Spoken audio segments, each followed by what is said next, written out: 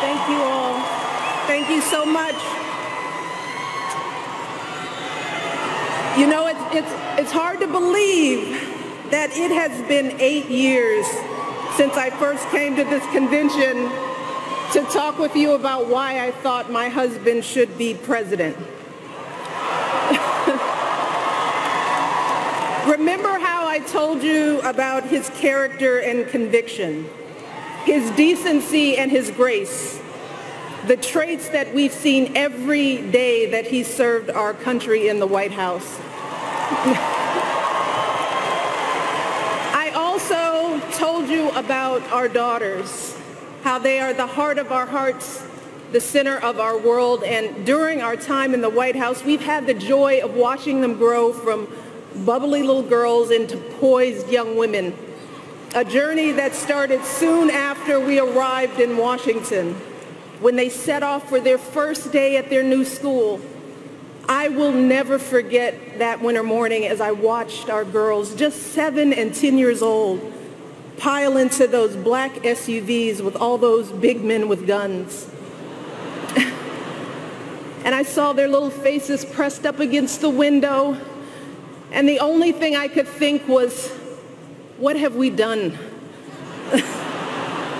See, because at that moment, I realized that our time in the White House would form the foundation for who they would become, and how well we managed this experience could truly make or break them. That is what Barack and I think about every day as we try to guide and protect our girls through the challenges of this unusual life in the spotlight. How we urge them to ignore those who question their father's citizenship or faith. How we insist that the hateful language they hear from public figures on TV does not represent the true spirit of this country. How we explain that when someone is cruel or acts like a bully, you don't stoop to their level. No, our motto is, when they go low, we go high.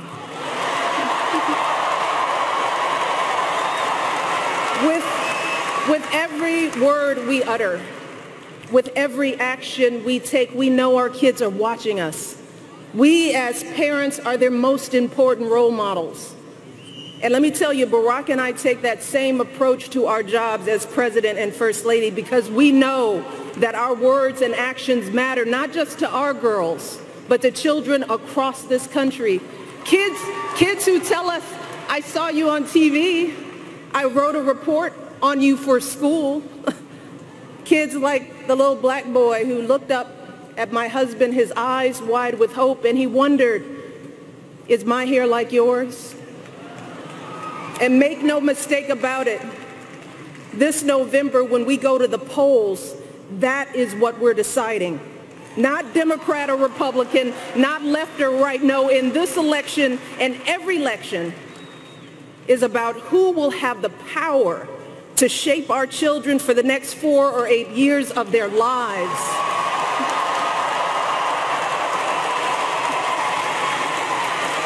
And I am here tonight because in this election, there is only one person who I trust with that responsibility. Only one person who I believe is truly qualified to be President of the United States, and that is our friend Hillary Clinton.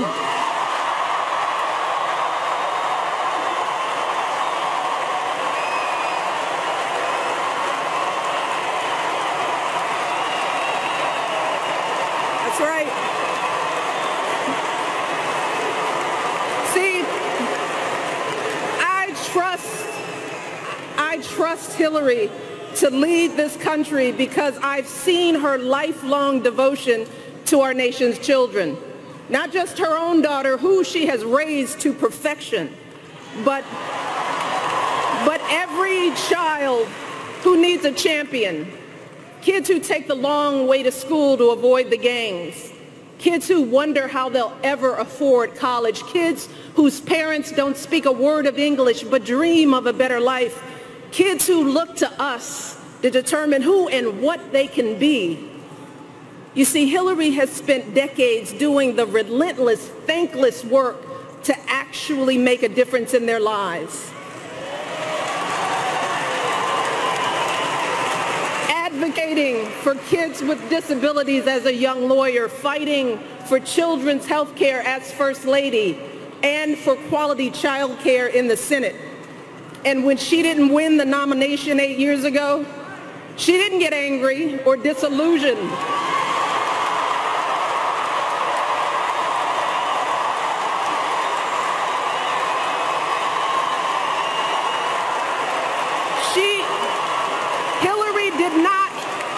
Hillary did not pack up and go home, because as a true public servant, Hillary knows that this is so much bigger than her own desires and disappointments. So she proudly stepped up to serve our country once again as Secretary of State, traveling the globe to keep our kids safe. And look, there were plenty of moments when Hillary could have decided that this work was too hard, that the price of public service was too high, that she was tired of being picked apart for how she looks or how she talks or even how she laughs. But here's the thing.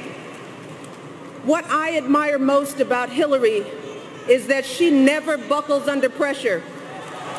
She never takes the easy way out. And Hillary Clinton has never quit on anything in her life.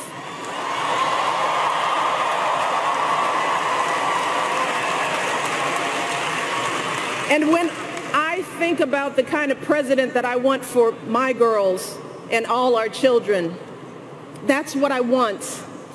I want someone with the proven strength to persevere, someone who knows this job and takes it seriously, someone who understands that the issues a president faces are not black and white and cannot be boiled down to 140 characters.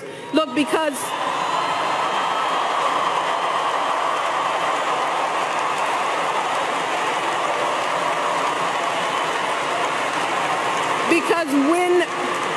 when you have the nuclear codes at your fingertips and the military in your command, you can't make snap decisions. You can't have a thin skin or a tendency to lash out. You need to be steady and measured and well-informed.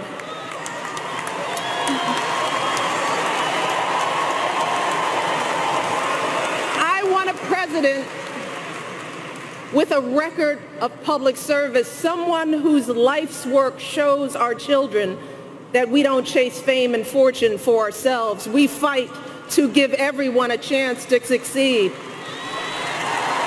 And we give back even when we're struggling ourselves, because we know that there is always someone worse off. And there, but for the grace of God, go I. I want a president who will teach our children that everyone in this country matters. A president who truly believes in the vision that our founders put forth all those years ago, that we are all created equal, each a beloved part of the great American story. And when crisis hits, we don't turn against each other. No, we listen to each other. We lean on each other, because we are always stronger together.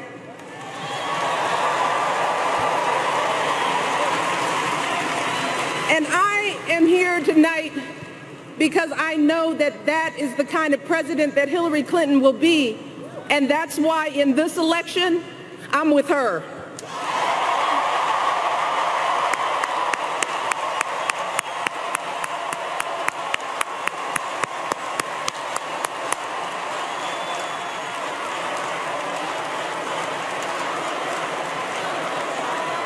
You see, Hillary understands that the president is about one thing and one thing only.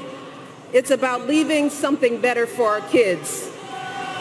That's how we've always moved this country forward, by all of us coming together on behalf of our children. Folks who volunteer to coach that team, to teach that Sunday school class, because they know it takes a village.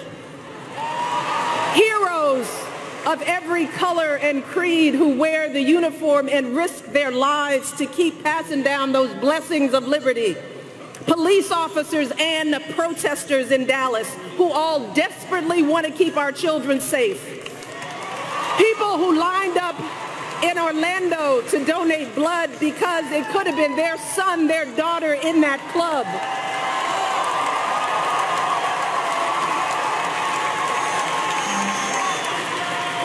Leaders like Tim Kaine,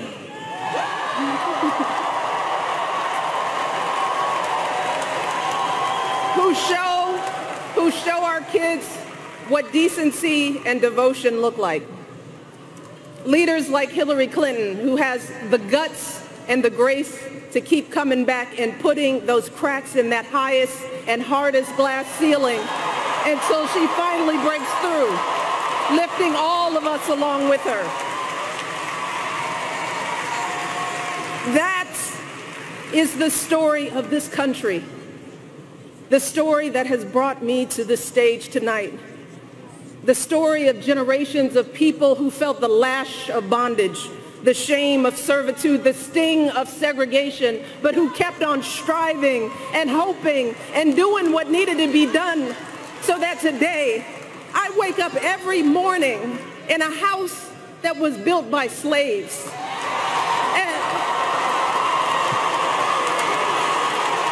And I watch my daughters, two beautiful, intelligent black young women, playing with their dogs on the White House lawn.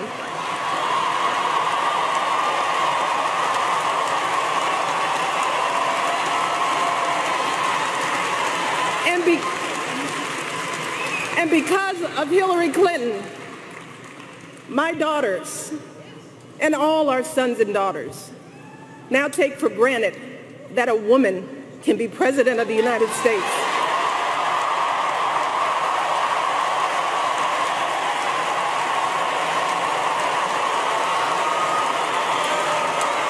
So look,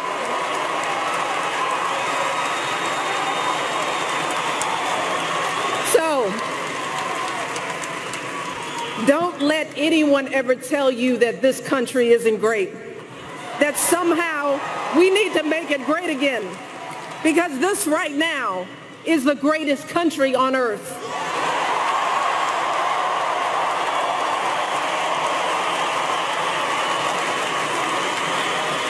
And as my daughters prepare to set out into the world, I want a leader who is worthy of that truth.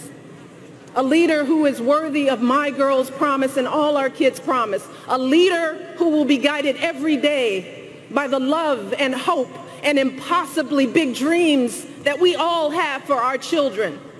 So in this election, we cannot sit back and hope that everything works out for the best. We cannot afford to be tired or frustrated or cynical. No, hear me. Between now and November, we need to do what we did 8 years ago and 4 years ago.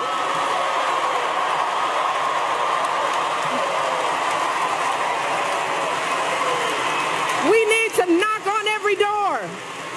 We need to get out every vote. We need to pour every last ounce of our passion and our strength and our love for this country into electing Hillary Clinton as President of the United States of America. So let's get to work.